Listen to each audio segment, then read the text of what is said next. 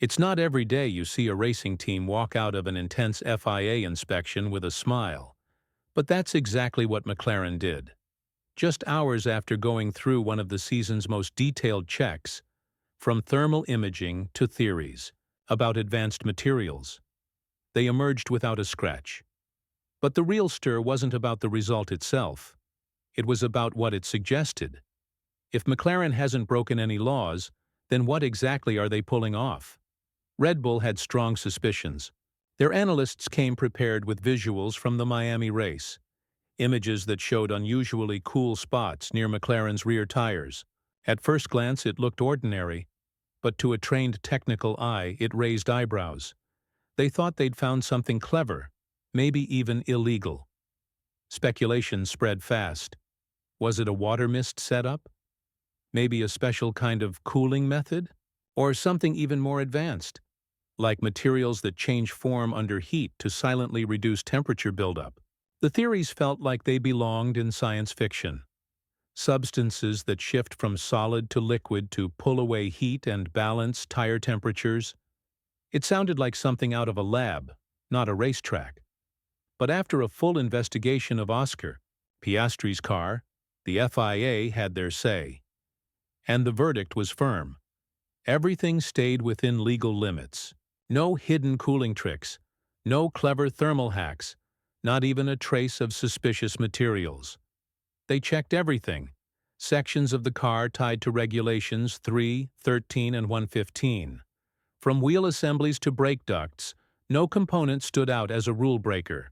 On paper, McLaren came through spotless. But here's the twist. The FIA didn't stop at just saying the car was legal. They pointed out a rule, 10.8.4, that cuts through all the assumptions. In plain words, if something on the car controls temperature without relying on airflow caused by speed, it crosses the line. That includes any material whose main purpose is to control heat. So, with that one clause, primary purpose, a lot of speculation lost ground. Any element designed mainly to manage temperature, no matter how cleverly hidden, is against the rules. That puts the whole idea of phase-changing materials out of play. Unless, of course, someone's ready to push the line and risk penalties. But does this mean Red Bull was wrong to raise concerns? Not quite. Their analysis made sense. They had real data, real patterns. They raised a valid technical point and pushed for clarity. And in doing so, they got something more valuable. Confirmation. Not of wrongdoing, but of how far ahead McLaren might actually be. That's what has people inside the paddock talking. Because if this pace isn't coming from a banned cooling trick, then McLaren's advantage must be built into the car's core. It's not about one part. It's the total package. From how the suspension handles weight, to how balanced the rear end feels under pressure, and most importantly, how all that affects the tires. In Miami, something stood out. McLaren's tire wear was barely noticeable. Their cars kept going longer, lap after lap, without the kind of drop-off others were dealing with. More than just staying fast, they stayed smooth. Every exit from a corner looked calm, almost effortless. It wasn't a fight between driver and machine. It was more like rhythm. That doesn't happen because of some mysterious vapor system hidden in the brakes. It comes from a setup where everything clicks. Grip, weight balance, aero response. It's a sign of careful design, not sneaky tricks. And that's why other teams are worried.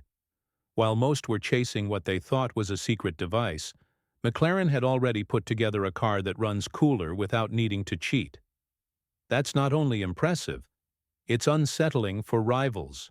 Because this kind of control under pressure isn't common. It's a warning that McLaren might be heading into the rest of the season with an edge no one else saw coming. Looking ahead, the FIA's decision clears McLaren for now, but also signals a fresh challenge in the ongoing technical battles. Brake ducts might be old news soon. The next focus is shifting quietly towards flexible wings. Some teams have found ways to make their wings move slightly under air pressure, gaining an advantage while passing the tests that claim to keep everything still. It's a subtle game of interpretation, testing limits without breaking the written rules. The FIA is gearing up to tighten these rules just in time for the Spanish Grand Prix. This pattern of cracking down isn't new. It's happened before. Engine mapping, flexible floors, and now wings are in the spotlight.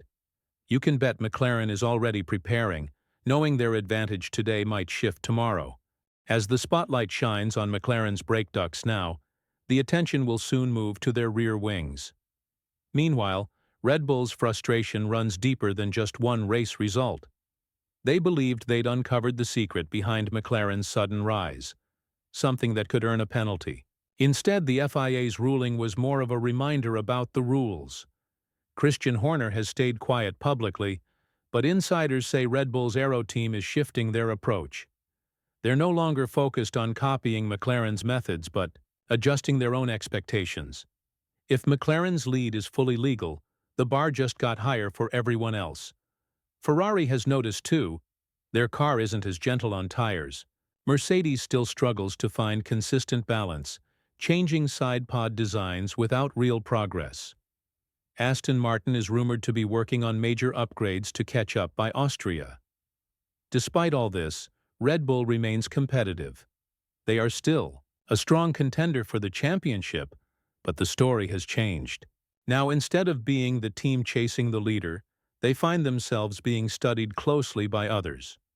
Meanwhile, McLaren is no longer seen as the underdog. They've become the standard that others aim to beat.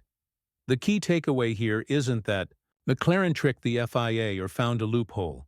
It's that they simply built a better car. If this is how they perform in May, imagine what happens when upgrades start arriving in July, or when rules about flexible wings come into effect. Every team will have to rethink how they manage tire temperatures efficiently, without sacrificing speed or balance. McLaren may not be hiding any secret devices, but they've made every other team wish they had one. So to wrap it up, there was no hidden gadget or illegal cooling system inside McLaren's car. The FIA examined everything closely and found nothing that broke the rules. When all the pieces fell into place, McLaren came out clean. And that's what makes this situation even more striking. Sometimes the most powerful advantage isn't a secret trick, but solid engineering and smart design. Now the question is, what comes next? Will Red Bull and the other teams find new ways to close the gap? Or will McLaren keep setting the pace, forcing everyone else to catch up? The technical battles in Formula One never stop, and this chapter is just another example. What's your take? Was Red Bull off the mark, or is this just the start of another intense fight in the sport? Share your thoughts below, and stay tuned for more updates on the fast-moving world of Formula One.